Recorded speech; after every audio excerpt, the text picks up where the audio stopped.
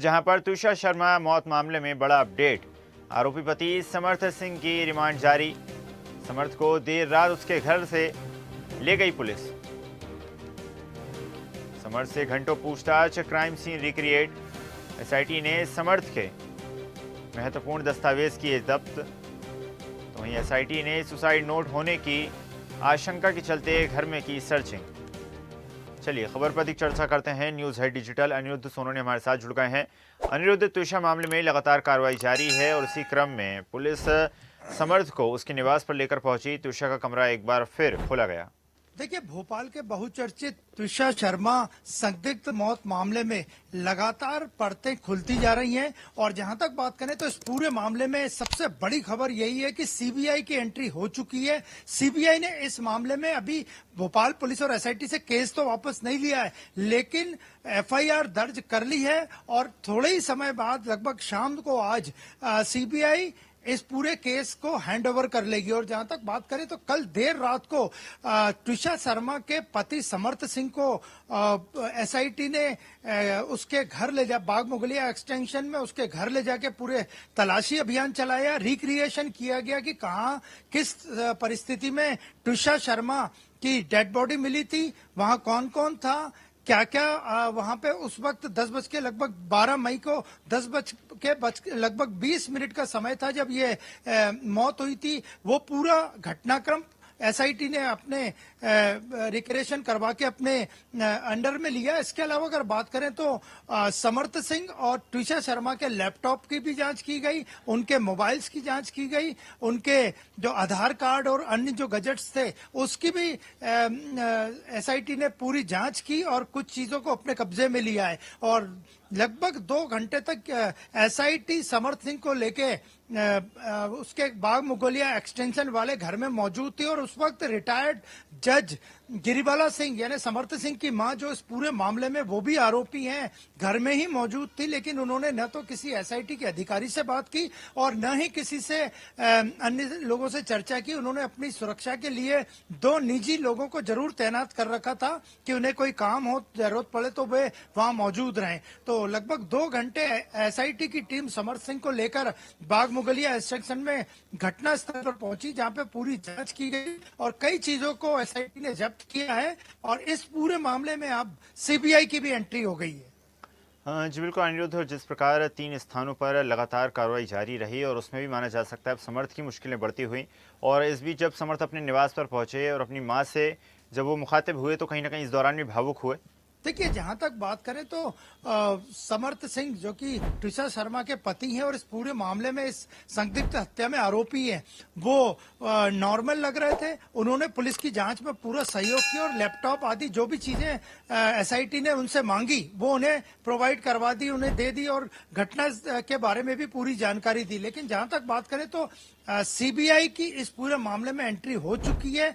आज सीबीआई ने इस मामले में एफआईआर भी दर्ज कर ली है और लगभग शाम तक सीबीआई भोपाल एसआईटी से केस अपने ले लेगी, अपने को हैंडओवर कर लेगी और इसके बाद जब सीबीआई की जांच होगी पूरी साइंटिफिक तरीके से तो और जैसा सामने आएगा कि उस रात को क्या हुआ था, तुषार शर्मा की 12 मई की रात को किस स्थिति में संदिग्ध परिस्थिति में कैसे मौत हुई थी। और जहां तक बात करें तो तुषार शर्मा का जो अंतिम संस्कार है वो लगभग 10 दिन बाद हुआ। 2 बार उसका पोस्टमार्टम किया गया। इस पूरे मामले को सुप्रीम कोर्ट ने भी अपने संज्ञान में लिया।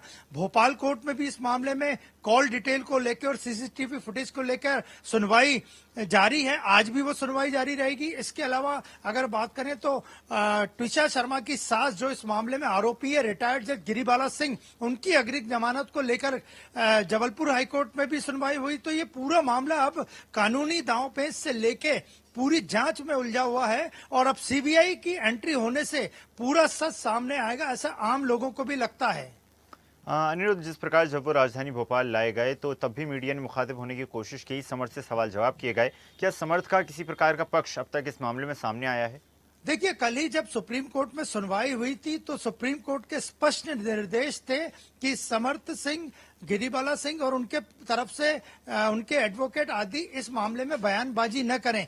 इसी तरह का कुछ आदेश कोर्ट ने टिशा शर्मा के परिजनों को भी दिया है कि वे बेवजह की बयानबाजी से बचें। तो समर्थ सिंह का कोई पक्ष सामने नहीं आया और उनके वकील भी सामने नहीं आए, लेकिन उनके घर की तलाशी ली गई, सीन रिक्रिएट करवा लिया गया है और आज से सीबीआई अपनी जांच शुरू कर सकती है। और जहां तक बात करें तो भोपाल की एसआईटी सीबीआई को यह पूरा केस ट्रांसफर कर देगी, क्योंकि इस केस पूरे देश में इस केस की चर्चा है कि टिशा शर्मा की संदिग्ध परिस्थिति में 12 मई को भोपाल के बाग मुगलिया एक्सटेंशन में कैसे मौत हुई और इस मौत का जिम्मेदार कौन था। कटारा हिल्स थाना जो कि उनके घर के पास ही लगता है, उनके घर के क्षेत्र में लगता है, और उसने जो एफआईआर दर्ज की है उसमें पति समर्थ सिंह और उनकी मां रिटायर्ड जज गिरिबाला सिंह को आरोपी बनाया गया है। और तब से ये दोनों ही न तो पुलिस को कोऑपरेट कर रहे थे न जांच एजेंसियों को। और गिरिबाला सिंह जो कि भोपाल कोर्ट से ही रिटायर्ड जज हैं,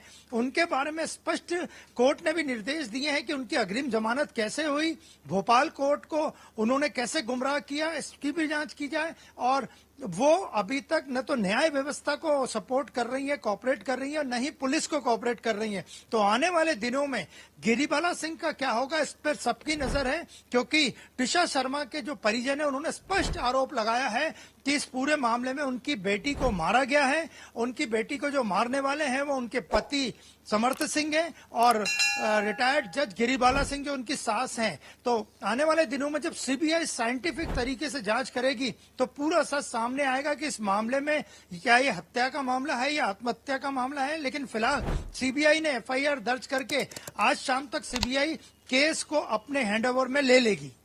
जी बिल्कुल अनिरुद्ध, जिस प्रकार पहले पुलिस के हैंडओवर ये पूरा केस था और उसके बाद कई सारे सवाल भी पुलिस की कार्यप्रणाली पर खड़े हो रहे थे, लेकिन जब से ये केस सीबीआई के पास आया है तो कहीं ना कहीं अब निष्पक्षता की उम्मीद जताई जा रही है और उसके काम करने के तरीके से भी कहीं ना कहीं अब सभी संतुष्ट हैं।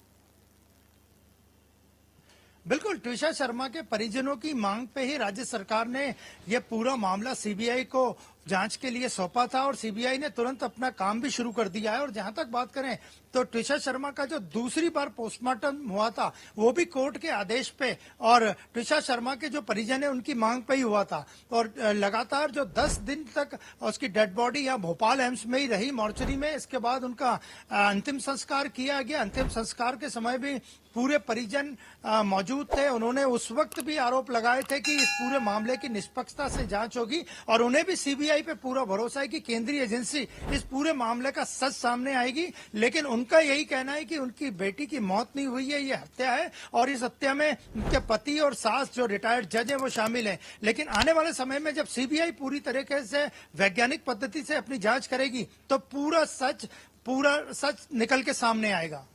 जी बिल्कुल, माना जा सकता है अनिरुद्ध की सीबीआई की जांच पड़ताल के पश्चात जो दोषी होगा उसका बचना मुश्किल हो जाएगा। आपका धन्यवाद अनिरुद्ध, जुड़ने के लिए और जानकारी साझा करने के लिए। ताज़ा खबरों के लिए लाइक, फॉलो और यूट्यूब पर सब्सक्राइब कर बेल आइकन दबाएं। साथ ही हर अपडेट के लिए विजिट करें स्वदेशलाइव.com।